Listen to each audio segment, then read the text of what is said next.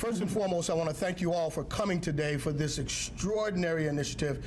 We're really excited about the OASIS program. I'm going to do a little housekeeping, as the mayor always does. I'm going to do a little housekeeping, thank folk that are here for coming, and then Superintendent Smith will come up and actually give you the nuts and bolts of how the OASIS program is going to be effectuated, followed by two of the detainees that are here with us that are going to talk about how important it is, and then we'll go on from there. So quickly, let me say this. What was it, Frank, 2-3 years ago? Did you open yours?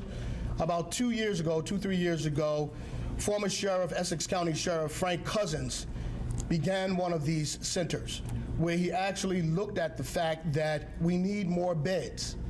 And if there aren't enough beds outside of a correction facility, then why not have beds inside a correction facility that could really help folk get over their addiction problems and any other issues that we can help them with. At the end of the day, we are the house of correction. We're not the house of warehousing. People are going to go home. And the question is, how do you want them to return when they go home? And it's our contention that they should return in a better state with more opportunities than when they left home. So please give Sheriff Cousins a round of applause for all that he did to start this.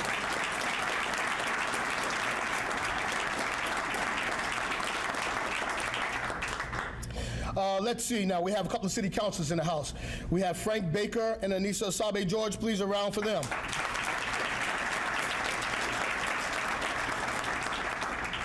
We have former state rep and part-time Reverend Marie St. Fleur in the house.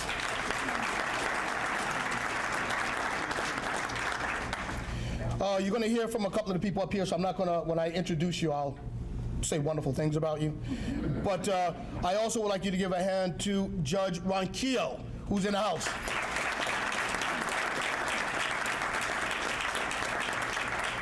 I'll go through some of these pretty quickly. I'm not sure if Judge Machera is here or Coffee, but they're great and very helpful. Jennifer Tracy from the Mayor's Office of Recovery. Is Jennifer in the house? Where you at, Jennifer? You here? Brendan Little's here. Oh, Brendan. Oh, Brendan's here. Okay. Brendan, you know what, Brendan? You're looking good, brother. You're looking good. You're looking good. Was that my quarter? No. No, okay. All right. Devin Larkin from the Bureau of Recovery Services, Michelle Williams, Chief Probation Officer, Kevin O'Neill, Chief Probation Officer, Roxbury. The prior one was Boston Municipal Court. Carmen Gomez, I saw Carmen, where's Carmen at? Give Carmen a real round of applause. Chief Probation Officer from Chelsea.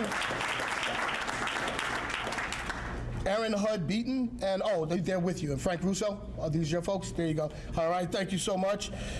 Christopher Gillis, Assistant Chief Probation Officer, Roxbury District Court. The man who knows more about this than probably all of us collectively when you talk about saving lives and helping people, you know, right that path. Please, from the Gavin Foundation, Mr. John McGann in the house.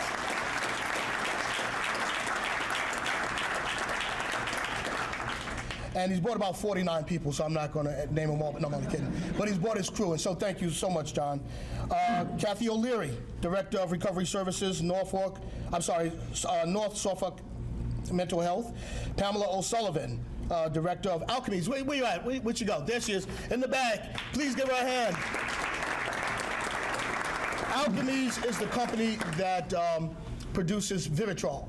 And I don't know if you know about Vivitrol, but it's a really good drug that helps with addiction. And so Alchemies is great, and she is just awesome.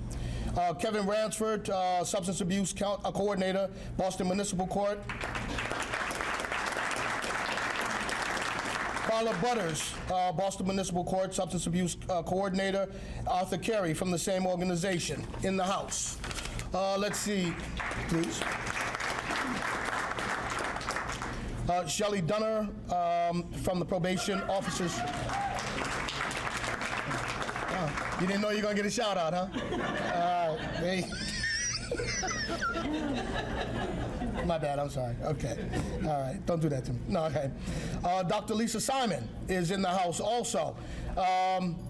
Dominic, what's your last name? Struzzulo, Dominic, probation officer. Sorry, brother, thank you so much for being here. Eric White, another probation officer.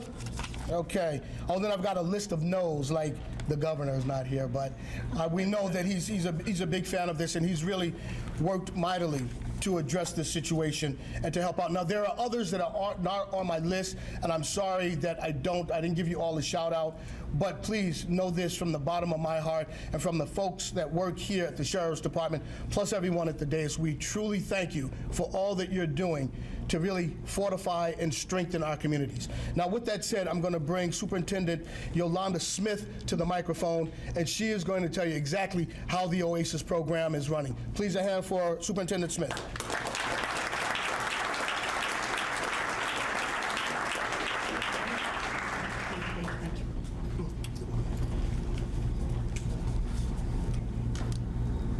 Good morning, everyone. Good morning. Thank you for coming to the grand opening of the OASIS unit. Can everyone hear me in the back?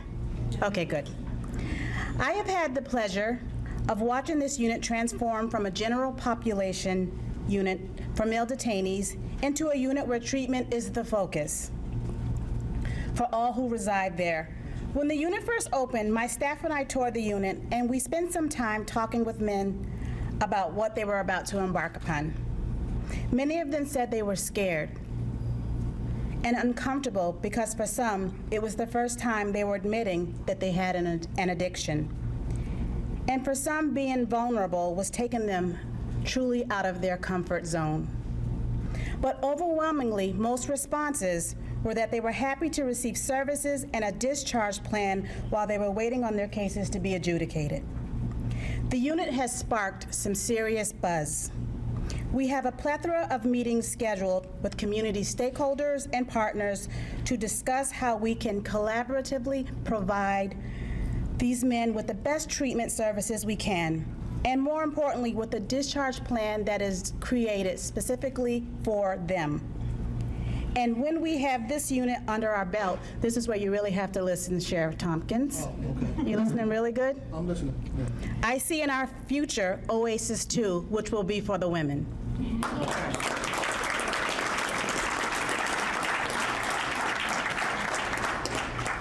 Lastly, I would be remiss if I did not acknowledge ADS Rochelle Steinberg as she oversees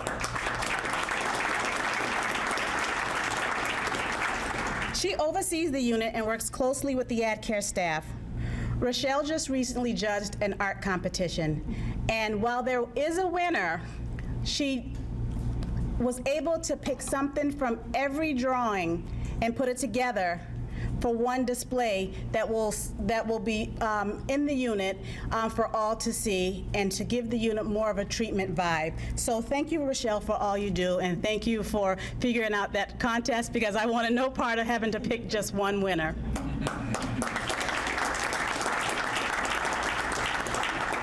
I also want to thank ADS Lockhart, Major Thomas, and Assistant Superintendent McCarthy for embracing the innovation it has taken to get this unit up and running, and all it has taken to put this event together today. I usually don't start naming people because I'm going to forget someone, but I just want everyone to know that this is truly a team effort, and the officers, the caseworkers, everyone has embraced this because they know that we cannot continue to do things as we did. You know, corrections is usually a cultural entity, but we know that we have to take a holistic approach, and we have to work with our stakeholders and our partners to provide services that these men and women need at our facility.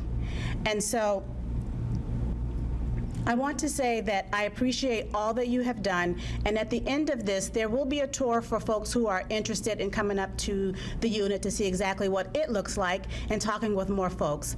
I saved the treatment piece for Janine to talk about it, so she can kind of walk you through what our men are going through on a daily basis. And I also will sit down now so that you can hear from our true guest of honors. And with that said, I would like to introduce first Michael Duty, and right after him, Celestino Vicente will come up. Thank you, and thank you for coming again.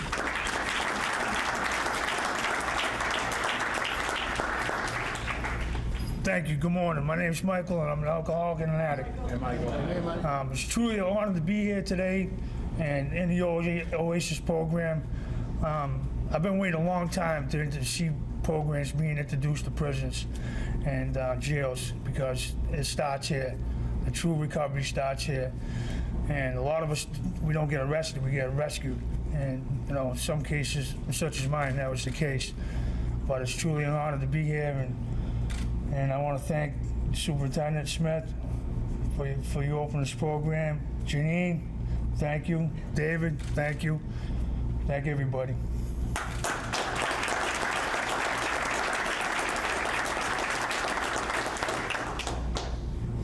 Morning, everyone. Morning. I think that the showing speaks for itself. For me, it's probably too late, but there's a lot of people that could take advantage of these programs. We see it all too clear. Driving in, you've probably seen the chaos that's going on outside. It's not getting any better. You know, locking people away takes fathers away from children. Taking children away from their fathers usually breeds more of what happens to men like me. You know, my children are gonna have to suffer now because of my mistakes, and they were my mistakes. But at the same time, we all have to collectively figure out what is going on. Drugs is at the root of everything. It might not be my personal problem with drugs, but drugs has affected me in a way that I can never get back myself. You know, the crack epidemic of the 80s led me in a path to where I could make money off of drugs. What did that do? That led me to gangs. From gangs, it led me to other places. Now, I was able to grasp some of the recovery. I was able to grasp some of the resources that I had. I did change my ways, but I was still engulfed in these hoods. I was still engulfed in these cesspools of drug addiction and crime. And it led me here, and I've disappointed my family. But most men don't know what resources they have. Each and every one of you serve a purpose. But how many people know of your purpose or know of your resource? OASIS has given us a lot of knowledge about what is out there. There's so many people doing good things out there, but we never hear it. We never see it. It's not prevalent for us. So I appreciate what they're doing because it starts off something. When you take care of drugs, you take care of a lot of other things. These gangs, the violence, and everything else is all combined. Everything is as one. And if you take care of one problem, you can take care of another. And I'm grateful to be up here. And it serves me no purpose to be up here and lie to anybody. Why? Because I'm only lying to myself. If I don't give it away, my kids won't get it. You know, it's like I said, it's probably too late for men like me and Duty. We're probably gonna have to go do what we have to do. But for other men that come in for the first time, it might save their life. It might stop them from doing what we've done for so long, you know? And it shouldn't even take men to come to prison to get these resources, you know? It's humbling to see how many people have showed up here. You know, there's a gentleman in the crowd right now that runs my community crime watch. And for a long time when I was a kid, I thought he was a squid. But now I see that he was a hero. You understand? Like, I see now that he wanted to protect his community where I wanted to destroy my community. And it's very humbling to see everyone here, and I thank everybody.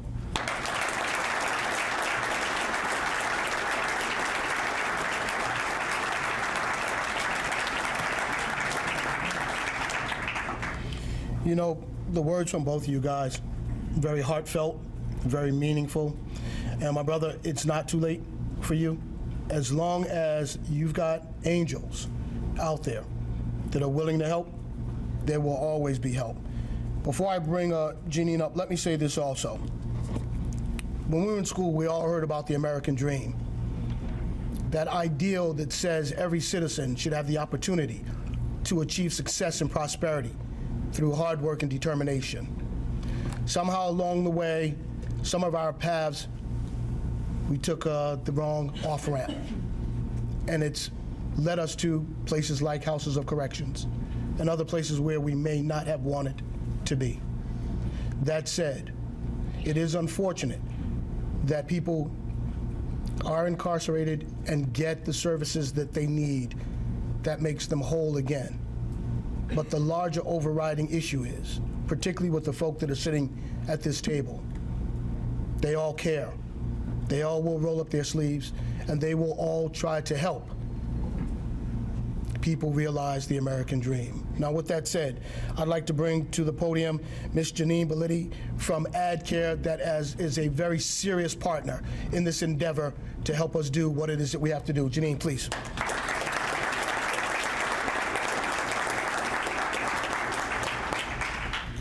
Hi, I'm Janine Bellitti, so thanks for listening to me talk. So this happens to me often where I have to follow Mr. Vicente, because, and I'll talk more about that, but he says things so eloquently. Both Michael and Celestino are peer leaders on the unit, and I'd like to talk about that because I'm to give you a little bit of a snapshot about what we try and get done in a day. So I just want to say thank you to ADS Steinberg, because for David and I, she's really been our mentor, and we're appreciative for all her support and all the support that we get on the day-to-day from the offices and classifications and records, and that's been amazing. We understand the delicate nature of treatment and corrections, and without that support, obviously, we wouldn't be able to do that. So I, myself, and David Asher had the privilege of working with Dr. Valley and Sheriff Cousins in 2015 when we began the startup of the 28-day detox over there in Middleton House of Correction. And so everything we know because of them. And we believed in it, and we saw it work, and so we believe in this. And we come here every day for these guys and guys like them because we see the change that they make. Surprisingly, what we know also is, when we receive the guys onto the OASIS unit, some of them have been in here before, many of them have been, in other institutions, and we're always surprised to know that their treatment history is very limited. So again, it's a privilege to be able to facilitate and institute the treatment that we've given. So on a regular day, we fill the day with groups, groups in the morning, groups in the afternoon, their clinical groups, their recovery-based groups. What we do is evidence-based practice. So another reason why we believe in that. We really try and spend a lot of time one-on-one with our participants on the unit, because we know that's highly effective. One of the biggest things, and I know I mentioned it slightly, but just to elaborate, one of the biggest things that gets done on the unit is the peer leader program. So at any given time, we have 4 or 5 peer leaders on the unit. Dr. Valley has been the one to, teach me how to implement that here in corrections, and what we see is the power of that. The peer leaders really drive the unit. They drive the motivation for change on the unit. It saddens me to hear Mr. Judy and Mr. Vicente talk about, they might not have a chance to take what they've learned on the unit and what they know and bring that back to their families and their loved ones and their communities. But I watch them every day positively affect the other males on the unit. And I know I think I can speak for David and I on any given day, that really fuels us, when we see that type of change, it really fuels us to continue to give the treatment. So the support we've gotten from the courts and from probation and drug courts, providers out in the community has been tremendous.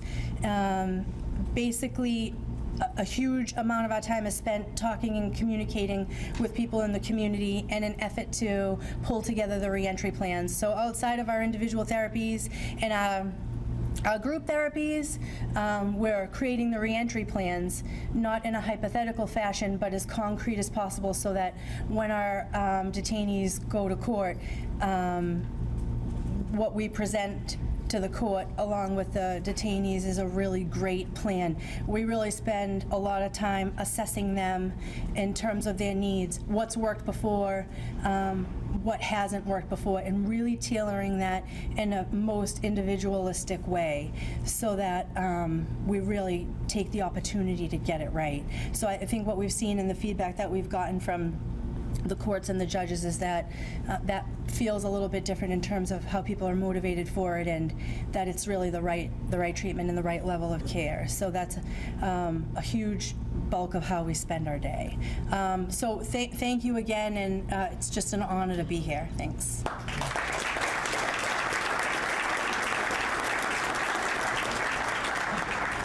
And I'm sorry I didn't recognize David Asher. I didn't know you were in the house. So please, a round of applause for David and Janine. We've just got 3 more speakers coming up, and these 3 individuals have been incredibly helpful to this initiative and incredibly helpful to this department in trying to help people improve their station in life. And the first one I want to bring up is Justice Carey, who is awesome. I love her madly. Sorry, Judge Ronquillo, I love you too, brother. I love Justice Carey. Please, a round of applause for Justice Carey.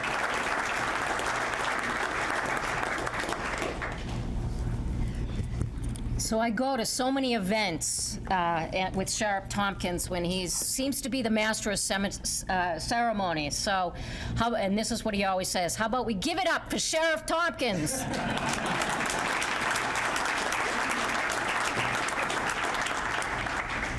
We love you. We love your energy, Sheriff. It's great, and I think it's a product of why we have this unit here. Honestly, I think your great leadership skills have really brought it to the city of Boston, which is fabulous. And I also want to congratulate Michael and Celestino. You may not realize it, but you two are heroes as well. You really are. You are setting an example for all of those individuals who you work with each and every day as peer leaders.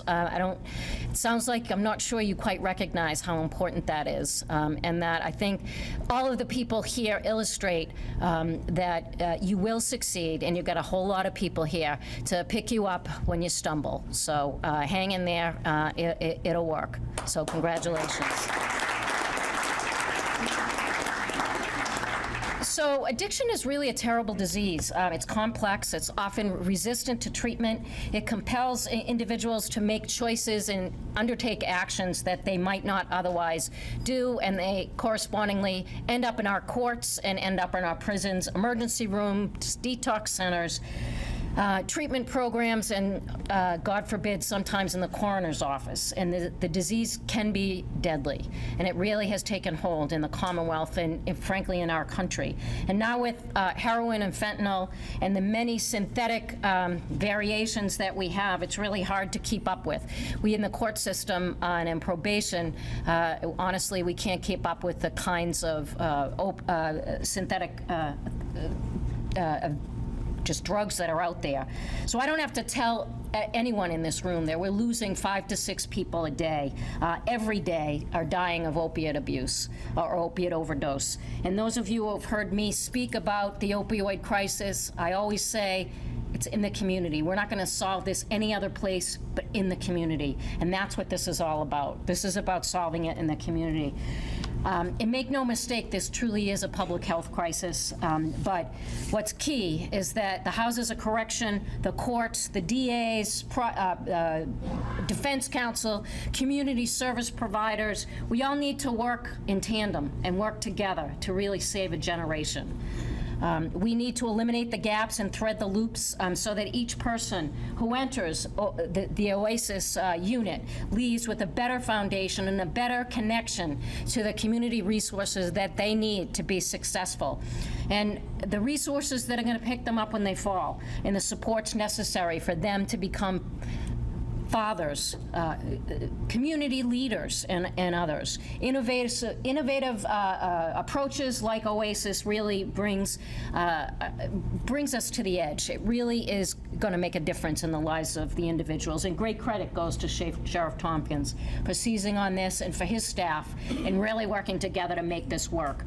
Creating innovations behind the wall, but also that are going to connect people outside the wall, because that's the key, is making that connection. If we just provide the resources here and don't provide the resources outside, then we're going to lose people. So our success really depends on a collective effort. Failure can't be an option. So many people cycle through our system. We can't consider that a failure. What we need to do is provide them with the support so that they can be successful. Help them understand that it's hard work. It's easy.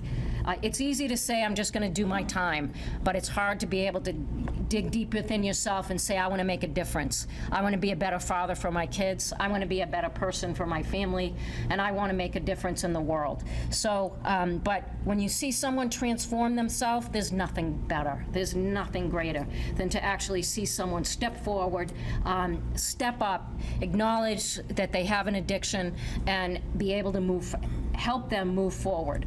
But it's not about us helping them. It's about them having the strength within themselves to be able to do it, and for us to provide the resources. So, as I said before, failure can't be an option. We have to succeed in this, and we have to provide the supports for these young men and hopefully young women soon. OASIS too, I love the sound of that. And thank you all, and it's my pleasure to have been here.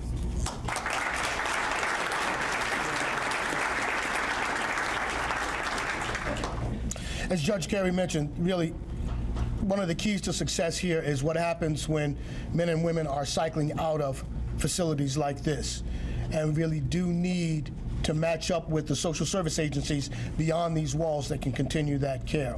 The next individual I'd like to bring up to the mic is our district attorney. Dan is a guy who just has walked these streets for years. He understands what's going on out there. He gets it. And when we reached out to Dan and his colleagues, and when we reached out to the judges about how we could put this together, needing their cooperation, they were in from day one. And one of the people that I really like to acknowledge for getting a lot of this done is our Superintendent-in-Chief, Michael Harris, over there. Please give him a hand.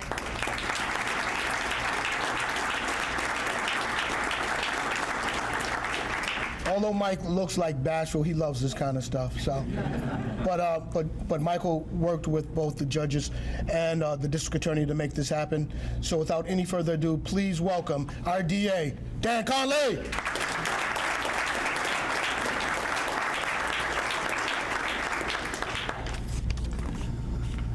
Well, Justice Carey, the sheriff loves you, and I'm in a bromance with him. Just so you know, just want to put that on the record. Two and a half years ago, we were in Israel together, and I got really, really sick there. I had no idea what was going on. I almost went to the hospital in Israel. Turns out it was a very badly diseased gallbladder, but this guy took care of me for 8 days, so I'm truly indebted with him. He's a great guy. As the Chief Justice says, let's give it up for Sheriff Steve Tompkins, my brother. So it's, like the previous speakers, it's my pleasure to be here today, and I'd like to acknowledge Superintendent Harris as well. He visited my office on multiple occasions to discuss this and many other initiatives that the sheriff, forward-thinking, progressive initiatives. I won't spill the beans, but I think we might be here one or two more times with other really good, forward-thinking, progressive ideas and corrections. And that's really what it's all about. I mean, we know that Massachusetts does not incarcerate at a high level. I believe we're 49th in the nation when it comes to that. But what we need to do is help people from coming back once they're here. And these kinds of policies that the sheriff and superintendent and the others that are working here are conceptualizing, I think, will get us there. I'm not running for re-election, so I may not be here as in my capacity as district attorney, but I want you to know I'll be here in my capacity as a citizen of Boston, cheering you on and hoping that you are very successful in these endeavors. Recovery services are, in fact, crime prevention services, but even more important than that is we know they save lives. Boston and Massachusetts has been especially hard hit by the opioid crisis and overdose deaths. But for years, easy access to effective treatment has been very, very difficult and limited and out of reach for most people who need it most. So as a result, the law enforcement community, the corrections personnel, they have become the de facto providers of these sorts of services for people who are living with lives who are spinning out of control. And I think Michael and Celestino touched on those themes when they spoke. By the way, I got a chance to spend a couple of minutes with both of them. These guys are just really good guys. You can tell. They have good hearts and they're good men, and let's hope that they are very successful after they finish this program. How about it for Celestino and Michael?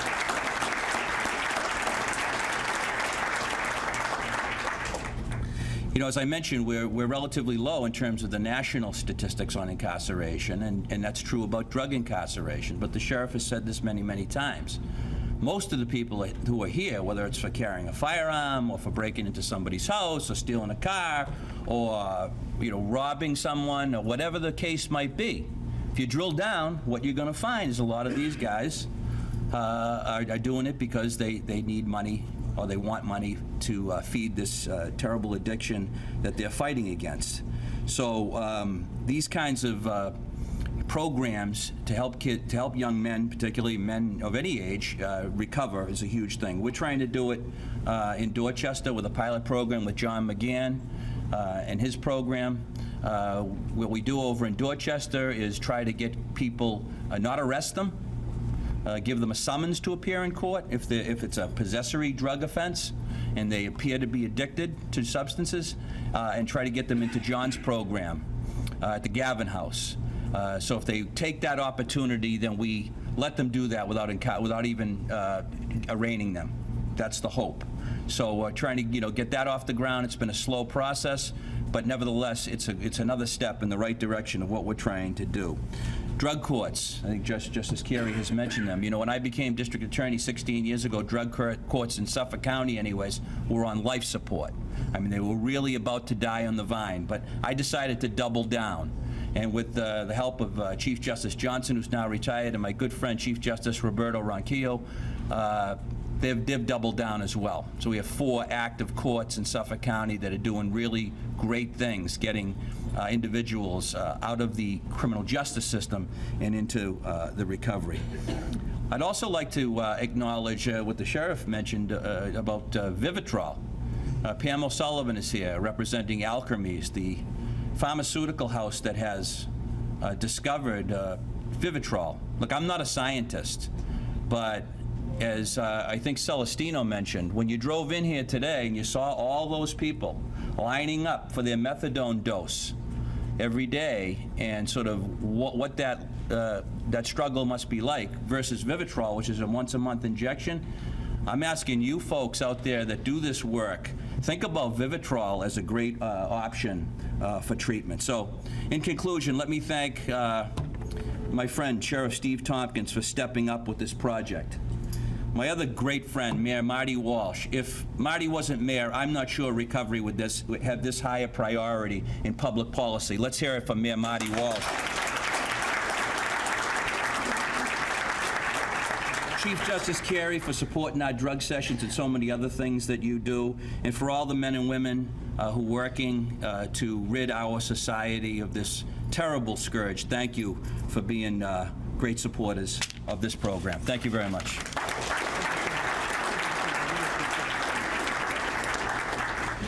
All right, as we wrap this up, and we'll bring up the cleanup hitter, let me say this about Mayor Walsh. 2 things really quickly. One, when Mayor Walsh was running the first time to become the mayor of the city of Boston, I had a meeting with him, and we talked about the needs of this department. And what he said to me, and it was such a clarion call, he said, and he hadn't won yet, he said, when I'm the mayor, when I become the mayor, you will get the assistance from City Hall that you need. And he was not saying this in a braggadocious way. He was not trying to show off. He was just very confident in the fact of 2 things. 1, that he was going to win, and 2, that he was going to help us. And I think it was within the first couple of months after you won, after you became mayor, he came to the department, he toured the department, and he went and he said to me, he says, I have to go to the detox unit. I have to see the folk in the detox unit. And we took him over to see those 20 or 25 guys. And it was like you would have thought the Pope walked in the room. I'm not trying to be overly dramatic. My point here is someone who understands addiction and understands that long road back was able to talk to these guys and get them to understand that he knows their path. He's walked in those shoes. And then what he said to them was, he says, if you take care of your business, it was funny, he says, if you take care of your business, you can definitely do a lot of good things for yourself. Then he says, but you won't be mayor, but you can do a lot of good things for himself. Please welcome our mayor, the best mayor in the country, Martin J. Walsh! Thank you. Thank you, Sheriff. And I'm going to talk about the Sheriff in a minute, but I want to thank the Sheriff and the entire staff here for anything you do, from the guards, the administration, to the people cleaning the barrels, all the people here serving the food. Thank you for what you do on a daily basis. People don't understand your job, I don't think, completely. All I know is that when there's a sentence given in court and the court officers take the person out and they get escorted here to the House of Correction or to Nashua Street, we don't think about it anymore. And that's been happening too long in our societies. We don't think about it anymore, meaning we don't think about the young people, the men and women that are being brought in sentenced by the court. And I think that that's changed here. And I want to thank, I'm going to talk, like I said a minute ago, I'm going to talk a little more about that in a few minutes. To Superintendent Smith, thank you for this. And I'm going to be here when you open OASIS 2. And I agree with you on that. And we'll work with the Sheriff on it. But it is important. It's important that we continue to do it. And I know you're doing great stuff. To Janine, thank you, and everyone at AdCare for your great work. Chief Justice Carey, she believes in what she said up here today. Chief Justice Ron Keogh believes in what they talk about. We have people in positions of power that actually care about the human element of what happens in the courts, and that makes a big difference. I want to thank them for their great work. District Attorney Conley, Dan doesn't get enough credit for some of the programs he's done as well in the District Attorney's Office, diversion programs, and getting the DAs to get more engaged in young people's lives and the conversations that happen with young people in the streets before they get arrested, and it prevents an awful lot of stuff. And I want to thank the District Attorney for his great work. Michael and Celestino, getting up here in front of people, it's hard to do and tell your story. And you told your story today. And one thing about recovery that I think is amazing is recovery is about giving it away. So it's never too late, but it's about giving away, sharing your experiences. And I think that, Celestino, when you mentioned that up here, you said it twice, I thought to myself, someday you'll be at a podium, Alcoholics Anonymous, and you'll be at a meeting, and you'll be talking, there'll be a young guy or a young woman in the crowd, and they'll be hearing your path, your path, and how it brought you here and brought you back out in the street. And you can save many kids the sadness of their mothers and fathers hearing your story and not repeating the same things you did. So I want to thank you for that as well today.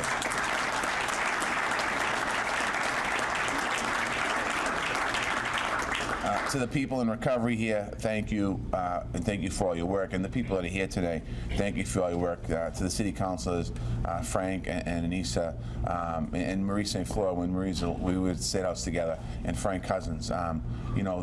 They're here not because the press is here. They're here because they fight this fight every single day. That's why they're here today. And wherever we go, they're always there. I want to commend them for it. I'm proud that we're opening the OASIS unit today. What we're seeing here in Boston and what we're seeing right here with Sheriff Tompkins and right here in the Suffolk County House of Corrections is an example of national leadership in criminal justice reform, national leadership on the opioid crisis. It's easy to talk about solutions, and I've been in plenty of rooms in my 21 years as elected official. We've sat in the room. Me and Marie used to sit at the State House where we talk, we're going to do this, do that, do this, do this. It's not about talking, it's about action. It's harder to meet people in the rough spots where they need the help the most and stick with them. And that's what's happening here in this facility. And that's what's happening what Steve Tompkins is leading. Relationships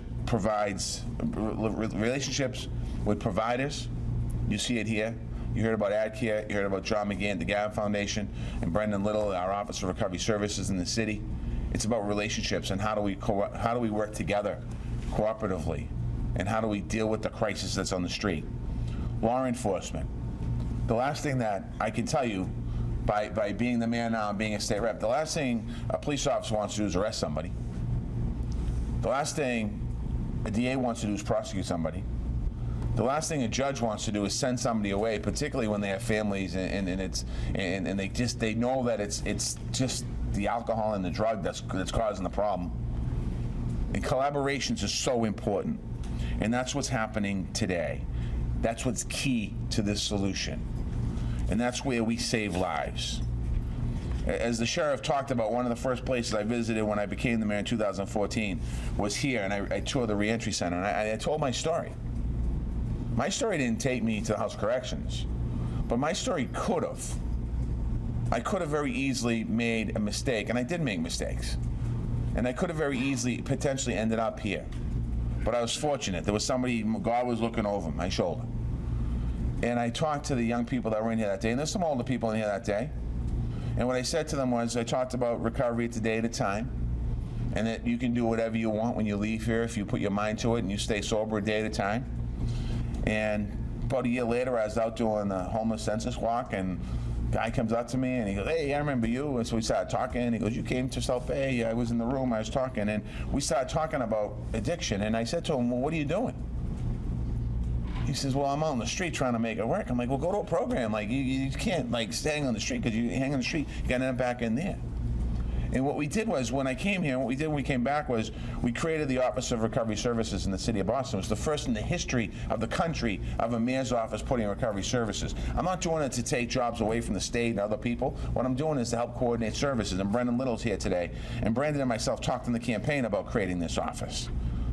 We work closely with the Sheriff's Department. And then the Sheriff's Department created the Recovery Reentry Partnerships, bringing partnerships to South Bay and Nashua Street to meet inmates struggling with addiction, to also meet before the release happens in reentry, to make sure people understand it's easy getting up here and saying the right thing, but when you walk out the front door, that's when it really kicks in. And that's what we want to make sure, that the support is there when somebody walks out the front door. Because there's a lot of wreckage out there that you have to patch up. We all have to patch up. We get sober. It's not like we get sober and say, "Hey, I'm sober." Everyone's like, "Oh, I love you." There's not a lot of love there sometimes. But again, the first in the country. We're working in the city with harm reduction teams, training inmates on overdose preventions. We're running classes in Spanish and English to teach inmates how to help their peers. But we're also taking this work to the streets. This can't just be here, it got to be out in the streets as well, and we're working there. I want to give a special shout out to Berto Sanchez from the office, the city's recovery service team.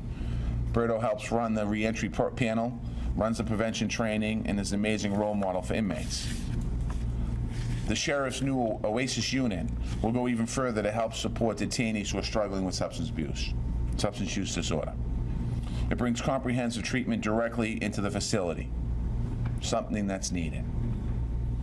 That's a path breaker. When I first got sober, I remember my group used to do a commitment. We'd go to prisons, and I'd go into the prisons, and the only recovery that happened in a prison was the AA meeting, and it didn't happen consistently. And most of the people that went to the AA meeting went there because you earned good time, and you listened. And I think back when I started, you could smoke a cigarette in the courtyard, and you could drink a cup of coffee and get a donut. So people did that. But having a comprehensive program that actually dives into addiction is a whole different situation. It really is it's a game changer. It changes people's behaviors and helps people on bad paths get into good paths. It forces people new paths into the reentry program. We're here today because of this man right here. Steve Tompkins just leaned over to me when the Chief Justice was speaking, and he said to me, "I love this stuff." And what he means by it, he loves helping people. Now, Sheriff Cousins can tell you, not all of the sheriffs, and no offense, it's not their fault, but they have a different mindset. This guy actually loves helping people. That's why he's creating opportunities. If you're in this facility now, or if during his tenure, particularly now, in a way you're lucky. Because a lot of the people that are in here, as these guys will tell you, it's bad decisions made, generally under the influence of drugs or alcohol, or maybe because of drugs and alcohol. And now you have a person that actually cares about, who wants to lead the way in smart, compassionate, comprehensive programming around recovery. Somebody who understands it's not just simply an Alcoholics Anonymous meeting or or an NA meeting that comes in and puts on a speech and then people leave. It's about how do you dig deeper to that. Allowing the people that work here, the clinicians that work here, and the social workers that work here to actually do their job, and not just do your job because you have to have it in the sheriff's department, but actually do your job to make the actual difference. He deserves tremendous recognition for the thoughtful care he puts into the individuals in this facility. And when Steve Tompkins leaves here, he talks about the stuff out in the street too. This isn't just today when you have a captive audience. Literally a captive. We're all captive today, isn't it? A captive audience. He cares about when these young people and people are released and how they're going to move forward. So, addiction and recovery is a day at a time. It's a person at a time. It's a program at a time. And if this OASIS program turns one person's life around, one person, it's done its job. And we know that's going to happen. So Steve, Sheriff Tompkins, thank you for having us today. Thank you for allowing us to be part of this announcement, this special day. And it's important for us that we continue to take addiction and help one person one day at a time. Thank you.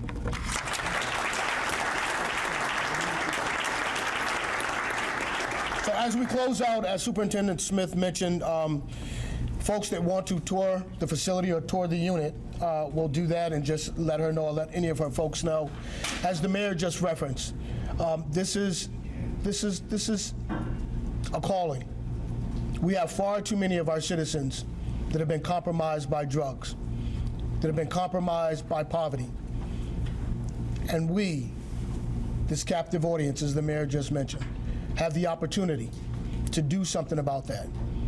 So as we embark on this 28-day, 64-bed unit, and thank you for telling me about OASIS too, Yolanda. We'll talk about that later, okay? I just want to thank you all from the bottom of my heart for coming today, for listening to us, but the real test will be when you roll up your sleeves and help folk help themselves. Thank you so much.